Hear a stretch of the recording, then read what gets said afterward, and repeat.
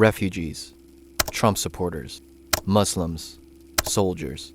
Since we began in 2010, we've always wanted to give a voice to the vast spectrum of people who have felt judged or left out of the conversation. Today, we live in incredibly divided times. But what would it look like to be a part of a movement for empathy? When we launched our apparel brand, we wanted it to symbolize this movement. A community of good humans worldwide that believe in coming together through understanding first, rather than judging. With our latest collection, we're giving back a portion of profits to amazing people all around the world that are taking a stand for the innate human goodness within us all. We're collecting your stories of incredible people doing good things, and we'll be choosing some of them we can give back to. Whether or not you buy anything, we're deeply grateful for your support, and wherever you are, we invite you to join our movement of living every day with a little more empathy. Enjoy the episode.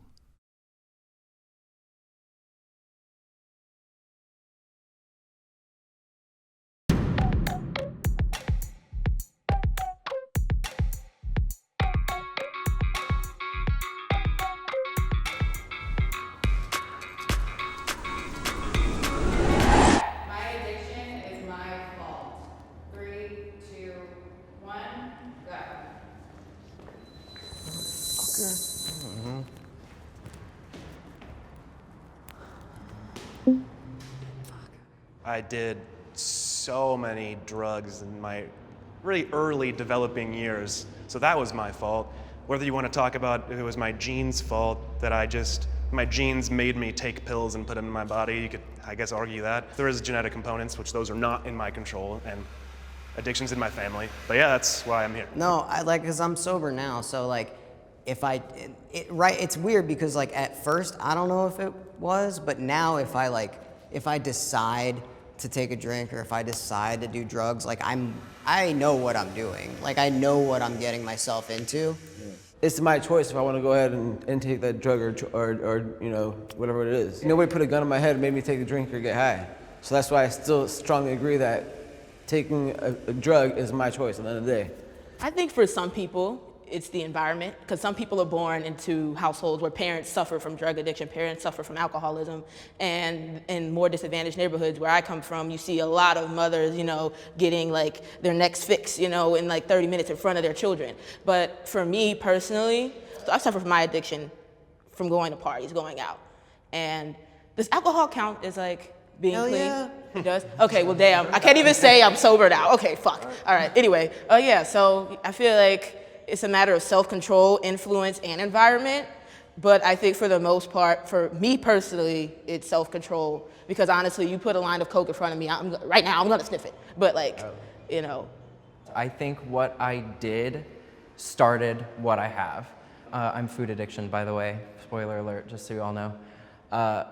When I was younger, I saw so many opportunities to better myself and to look better and to be better, and I would take all of them. I would take advantage of everything. I would skip meals, I would go to the gym until I couldn't see, and so this social pressure did kind of influence me a little bit to start with eating disorders, binging, purging. I mean, it got to the point where I was eating multiple meals and then purging them. If that's not addiction, I cannot even tell you what is. How is that your fault though? I think it's from the habits that I started myself. I mean, I chose to do it myself. But you saw the world. You saw the world. Bulimia was. I knew exactly what bulimia was. You saw the world differently. I knew how damaging it was. I know how damaging food can be. I chose those behaviors.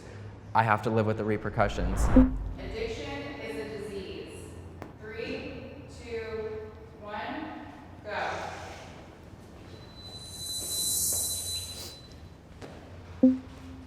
I don't think addiction is a disease. I do think it's more of a condition, because necessarily saying that it's a disease means that it spreads. Therefore, if I, personally my favorite drug is hallucinogens. So if I were to hallucinate, that's saying, oh, you're gonna do it, you're gonna do it, you're gonna do it. I think it's a genetic thing. I have addiction runs and alcoholism runs in my family, and I rarely ever meet people where they're I'm the only one in my family. You think you were fucked from the jump, from birth, you were just this, and no, then you were I never predisposed? thought I was fucked from. I mean, I don't know. Well, I don't know. Who the fuck knows, dude? But that's the thing is I didn't choose it. It's not a choice. If it was my choice, then I wouldn't be here.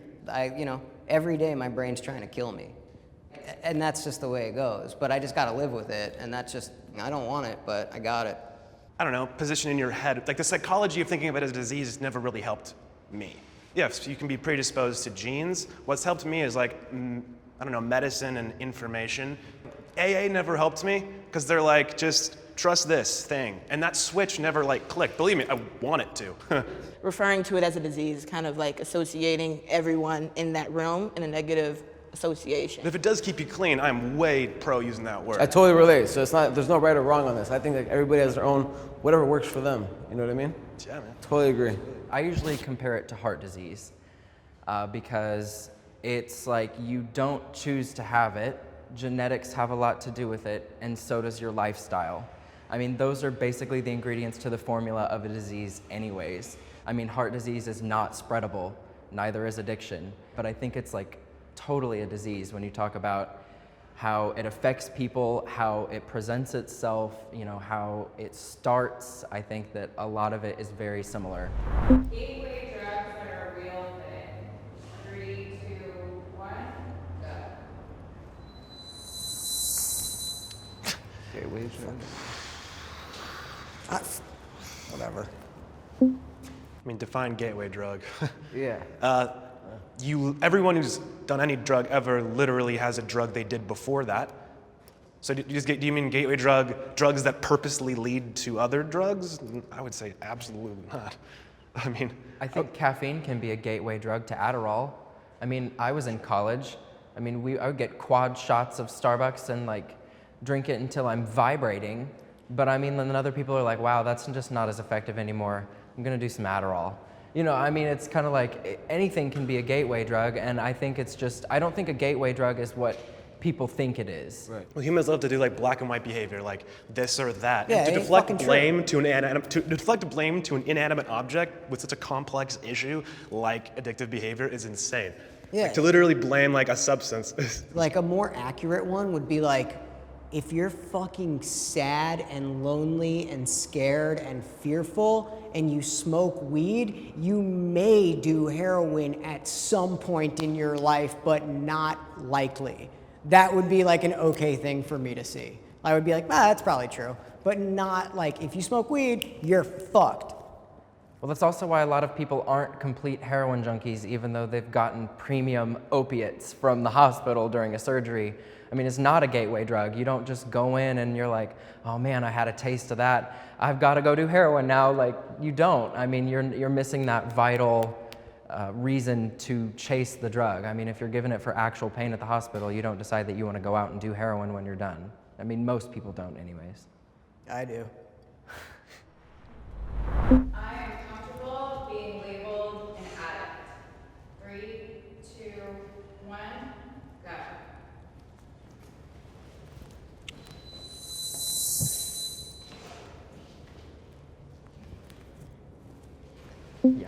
Yeah.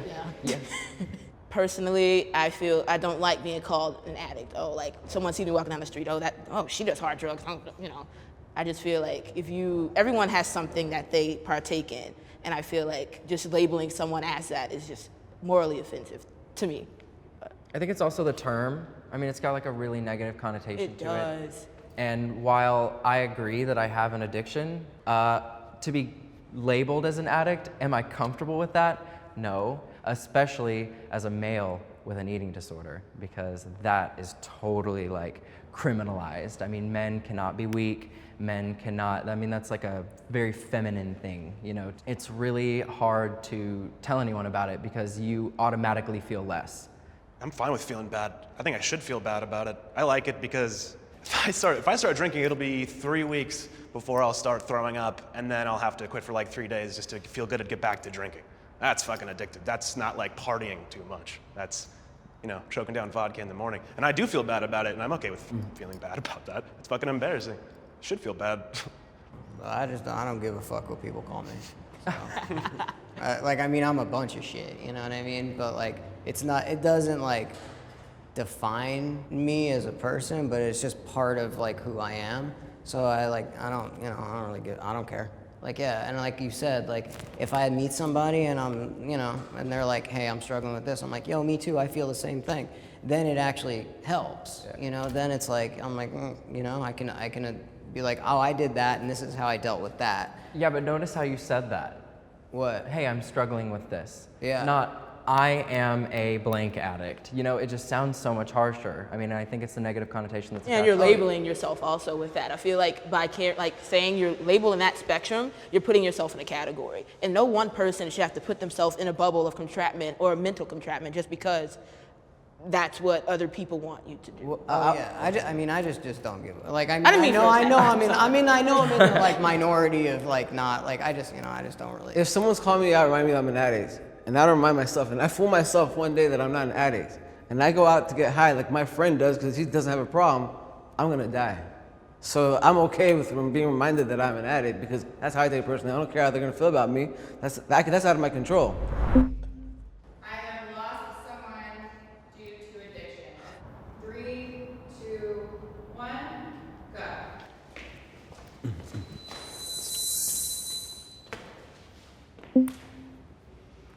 I don't know anybody personally who's OD'd or died, surprisingly. I know a lot of people who probably will in the not so distant future, but I don't know anybody yet. That's fair. Only 24, so we'll see. I think it's really important to note the fact that while someone may not pass away because of how much drugs they took, but how crushing their addiction actually was to their mental health, and they may have decided to commit suicide. Did I lose someone to addiction? Absolutely. Did the drug actually kill them? No, but I mean, it drove them to kill themselves. 6 days ago, 11 years, my first friend had passed away. Sorry.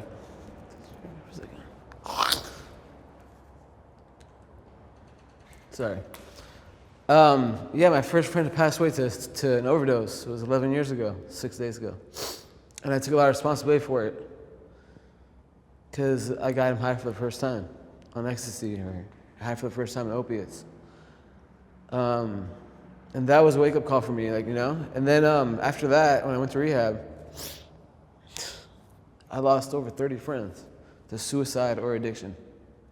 So yeah, I know a lot of people personally, and like when I got into recovery, that was the one thing I did not expect. My life got better, got way better. But I started building relationships with people, genuine friendships with them, and then getting close with them. And these became my best friends. And they started, you know, dropping like 1 out of 10. When my first friend that passed away, I got it tattooed right here. And then eventually I just couldn't keep getting tattoos for friends that passed away. So, sorry. Rehab and recovery programs work. 3, 2, 1, go.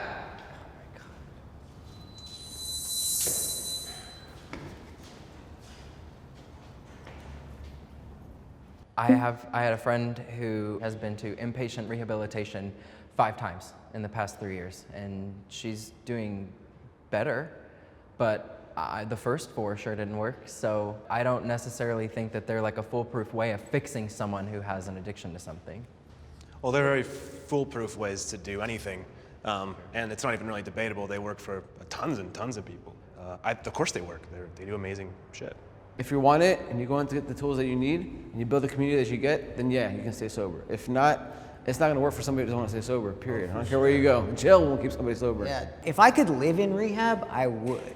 Because everything is like, they're like, you wake up at this time, you eat at this time, you talk about your feelings at this time. And then when you get out, you're like, it's not, you know, you have a whole fucking life. Like, it's like unstructured and weird, and they help you give the like tools to figure out like how to navigate that life. But they're not there with you 100% of the time. Like, it's up to you, you know. Who do you talk to about your feelings? Who do I talk to? When you're out. I don't fucking know. Everybody, y'all. You know? We love to hear it. I think I'm more on the strongly disagree side because I do agree with you guys how it's like you have to want to be sober. And maybe I don't want to be 100% sober at this point, but the programs that I've tried hospitalized, I've tried counseling, I tried community-based. A lot of them are really cliquey.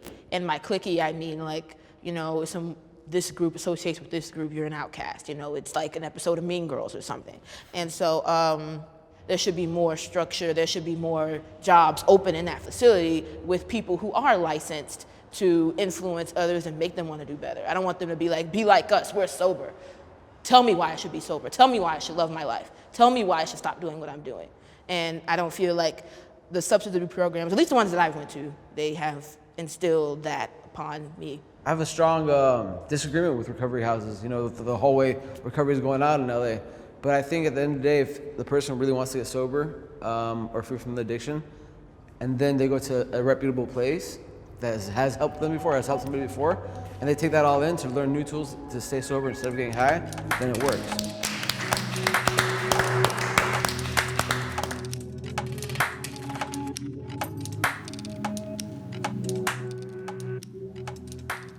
Thanks so much for watching that episode, guys. Just a reminder to check out our apparel at the website link below. We're so grateful that we get to do this for you guys, and we do want to, make this movement a larger thing with you guys. So whether or not you buy any of the merch, join the movement. Help us live a little bit more with empathy every day, and we'll see you around in the next episode.